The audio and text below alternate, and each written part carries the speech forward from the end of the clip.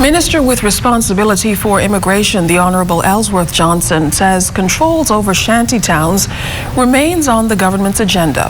He was asked about the lingering issue during his national press conference yesterday.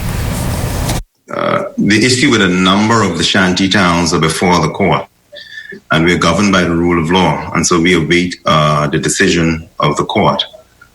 In terms of unregulate other shanty towns, you've seen what we've done. Minister Bannister was recently in Abaco in Andros, along with officers from the Immigration Department, and I want to commend the director who first recommended a collaborative approach, and we've been doing that. And so we have to allow the law to follow its course in terms of those ones that were brought before the courts. But we are deliberately checking. We've started the process to check to see who are the persons in these communities for more than just one reason.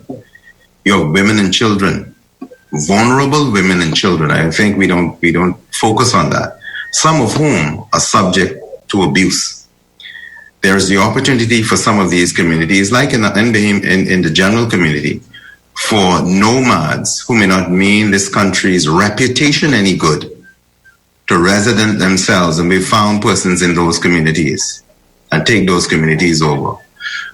Now, Minister Johnson also answered queries surrounding immigrants who may have been among those relegated to shelters in the aftermath of Hurricane Dorian. We never went into the shelters. The shelters were closed.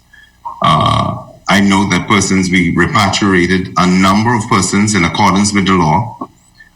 We're still safeguarding and enforcing the law.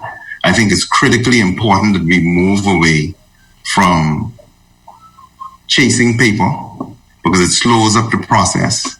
It limits the level of transparency and honesty that we want to bring to the system and really deal with the issue that we have. More importantly, we must understand that a number of those persons who might have been in shelters, some were Bahamians, but some were naturalized.